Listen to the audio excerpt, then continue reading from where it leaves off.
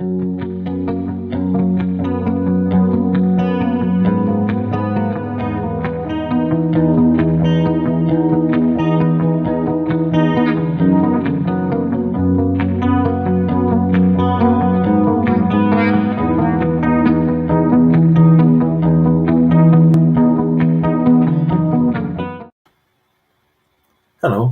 welcome to another coffee break with Kardec. Grab your cup of coffee, tea, hot chocolate, or cold drink, and let's talk about some healing cases from the book Genesis according to Spiritism. And in fact, are cases brought from the Gospels, but that Kardec presents them to us and gives some explanation according to the Spiritist view we have of the phenomena that take place during some of these healing cases. I mean, all the cases within the Bible, and most especially within the Gospels, they can be explained now looking at the theory of fluids and how they work, and of course the concept of perispirit, this spiritual body that envelops the essence, the spirit, and through which the interaction occurs between the material and the spiritual world. So let's see, for instance, the famous case of the woman who spent 12 years bleeding, and she went to see many doctors of Jesus' time, and no one could understand what was going on, and even less propose a process of cure for her. So she had lost all hopes, and then when she heard about Jesus, and she then decided to go and see him, and she had this strong faith that she would be cured if she could only touch his garments. And that was exactly what happened. Jesus was with this group of people walking on the street, and surrounded by this multitude, she got close to him from behind, and then she touched his garment. And a very interesting process took place. Jesus wasn't aware of what was going on. He had all those people around him, and this woman, she believed, truly believed, that by touching his garment, there would be enough to heal her, to cure her. And when she did that, when she touched him, she felt something changing within her body. She realized that the bleeding had stopped. But at the same time, Jesus felt that, as he said, a virtue went from him, meaning that some fluids were taken from him. First, it's important to understand, we've mentioned this before, Jesus, by his degree of elevation, of pureness, he naturally had these fluids which were healthy, pure fluids around him. There was the aura, if we can use that word. There was the atmosphere around him. He was a provider of very healthy, elevated fluids, because he was an elevated spirit, and naturally manipulated, created this identity, spiritual identity, fluidic identity around him. So on the one hand, we have a source of pure fluids. On the other hand, we have someone who had this strong willpower, who believed, we call it faith, not in the mystical aspect of faith, but this is a natural process, a strong faith, belief that she could take something from him and cure her. And it's interesting to look from both sides, because Jesus wasn't aware of what had happened. And then he asked those around him, the disciples, and said, someone touched my garment. And then someone said to him, well, you're surrounded by people. You are people bumping on you all the time. So, yes, But he said, no, someone touched my garment in a special way, because there was this fluidic movement. And then the woman, he was afraid. He realized that Jesus knew what had happened. And then she said, to him that she was the one who did that. And then he looked at her and said, your faith has cured you. And what kind of faith is that? She just said, I believe, and full stop. No. Her spirit had this strong will. We know that willpower is very important when giving qualities to fluids, and also in all process, willpower is very important. It's not that just the mere fact that we understand this process. It doesn't necessarily mean that the process will take place, and most especially will take place in its full power. So she had this faith, she had this strong will. It wasn't the work of a healer, because Jesus didn't do that on purpose. He wasn't aware that there was this woman in need, and he didn't just went there and directed his thoughts and cure her by spiritual healing, for instance.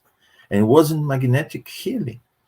It wasn't a magnetization that takes place on the laying on of hands, because this process has got a focus. The magnetizer directs his fluids towards the person in need.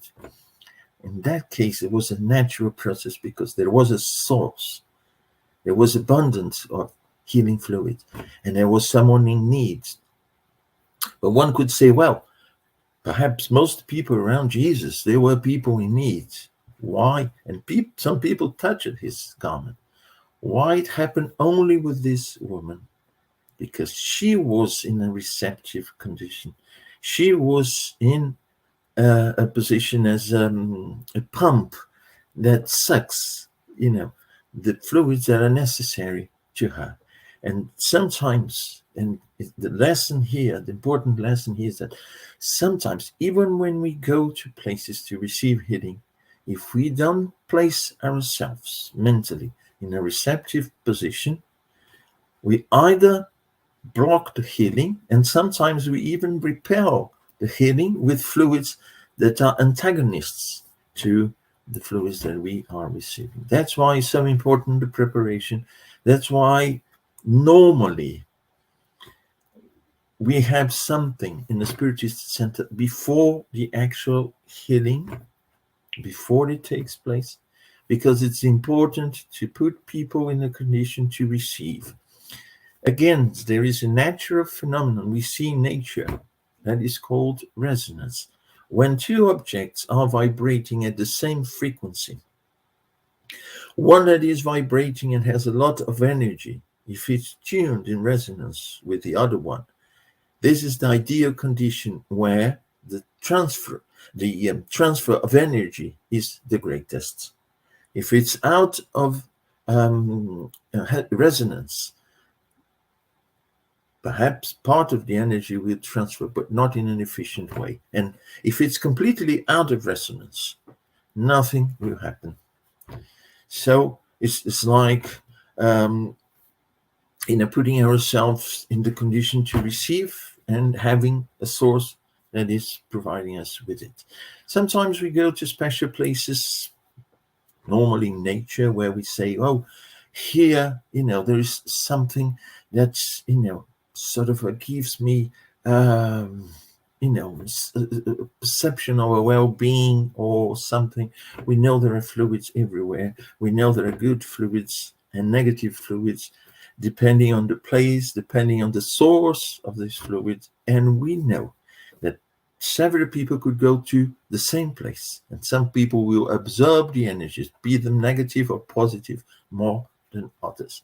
So this is a natural, active process. It's not a passive process, because if we place ourselves in a state of mind and we block these fluids, we may go to a special session for healing and come out of that without having received fluid, if we don't change the state of our mind. That's why it's so important for us to read something nice, to meditate, to do a prayer, because with that we elevate our level of vibration. We open the channels, as some people say, and then we are ready to absorb those fluids. And so in some cases, two people with the same condition, with the same physical problem, they go to the same healer. One of them may get cured and the other one may not.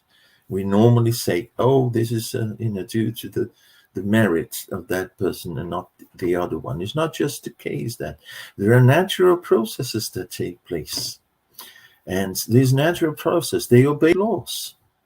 And one thing that we see in cases of physical cure is that we have to obey, even promoting a physical cure of an illness. We have to respect, the process respects natural laws. And we are going to see this in another situation, which is the case of the blind man of Bethsaida. So there was this blind man there, and Jesus, what he did, he cured this man. He used saliva, put some saliva on the man's eye, and then did the laying on of his hands upon his eyes, and then he asked the man if he was seeing, and he said, "Oh, I see people moving around as if they were trees." And Jesus went again, used his hands again, put them on his eyes, and then again he asked the man, and he said he was seeing normally. Why was this a two-step process? Because we have to remember, for instance, for us to see, we need our eyes, we need the optical nerves to conduct the impulses to the brain, and we need the special area of the brain where we can see, where the phenomenon takes place. If we have a problem in our eyes, we won't see. But if we have a problem in our optical nerves, also we won't see. And if we have a problem in the area of our brain responsible for seeing, of course we won't see as well. So we see that the process of healing is not just a magic wand. I want you to be healed, full stop. No. It has to promote the change on a physical level. And to promote the change on a physical level, the cause may not be physical, but the effect is physical. And for the effect to be physical, it has to respect natural physical laws. We can say that fluids which are not tangible act upon the physical body. Yes, but the physical body obeys physical laws. And when these fluids act upon the physical body, they promote a process, they create a process that has to respect. And in my view, this is why Jesus performed in two steps this process of healing. Just to show that, there's nothing magical in this. It's just a source which is not physical, promoting a change in a physical condition. And it's also interesting to see other cases. We had the cases of the paralytic of Capernaum. And Jesus said to him when curing him, he basically, in all cases, we could say, he said, your sins are forgiven. And what Jesus wanted to show, because Jesus didn't perform the cure just to say that he was the Christ, he was the Son of God, he was the governor of this planet, he was something very high in the spiritual hierarchy. No, Jesus had a lesson in each process that he took place, especially in the healing cases. And in this case, he said, your sins are forgiven, meaning that the processes we have to endure in the physical body, in this particular case, illnesses, they are related to reincarnation and the baggage that we bring from our previous incarnations, that we have to make amendments in these lives. And sometimes our physical condition, not always, can sometimes the physical conditions that we have in our present incarnation, they might be a way of working something different. And sometimes that spirit may be an enlightened spirit with some degree of enlightenment. It is under those conditions for the special work that needs to be done. But we're talking here about people who come to make amendments, to, I don't like the word paying debts. I don't see it as a debt. It's just a lesson that we haven't learned. We have to put things back in the right place, to clean the mess that, we made, and then try to learn it again in a different way now. And then Jesus said, your sins are forgiven. And what he meant by that is you got to the point where your problem, your physical problem, is no longer necessary. But look, if it wasn't necessary anymore because the person had overcome that, why wasn't the person naturally cured? Because it has to obey natural laws. And then Jesus had to intervene in that case to accelerate the process of bringing the body back to the healthy condition, so that that problem, in this case, the paralysis, would go away. And just to finish, the last case that we have here is the case of the 10 lepers. And these 10 lepers, they approached Jesus, but they stopped at a certain distance because lepers couldn't get close to people at those on those days. And so they stopped there, and then Jesus said to them, go back and go tell the priests what has happened. And as they started going back, they were healed, they were cured, they were 10. And out of these 10, one was a Samaritan. And Samaritan, there were some, for the Jews, they weren't nice people because they had their own temple. They understood the laws in a different way. So they weren't very much accepted by the Jews. They were seen as sort of a second-class citizens. But the only one who turned back, because they were going there to show the priests what had happened, but the only one who went back to Jesus to thank him and to show that he was very grateful for the cure, was the Samaritan. And the lesson Jesus taught us with that was that despite the fact that the 10 were from different religions or denominations as such, he cured all of them at the same time from the same problem and without asking anything. But the only one that showed gratitude was the Samaritan, seen as a second-class citizen, despised by Jews. And the lesson also was that perhaps all the 10 were cured, but very few were really cured, because the cure of the body doesn't mean the cure of the spirit. And the problems that we have are problems, when they are problem situations, because our spirit needs healing, needs cure. And the cure of the spirit is a work that we need to do. We may get some help from the outside, especially in terms of healing the body. But healing the spirit is a process that depends on us. Each individual is responsible for his or her own spiritual healing, in the sense that curing the spirit, curing the cause of the problems.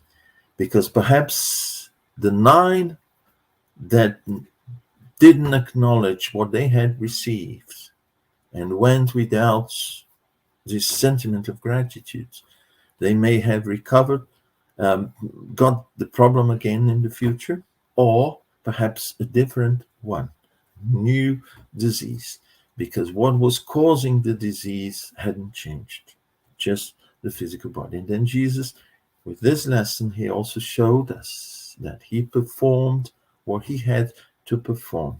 And in many situations, he said, go and sin no more, meaning that whatever led you to this problem, it has to be sorted out. Otherwise, the problem will come back. That's what I had for today. I invite you all to read the book Genesis, chapter 15. There are so many miracles, in inverted commas, that are discussed by Kardec in the light of the teachings from the spirits. I hope to see you soon in another coffee break with Kardec. Thank you.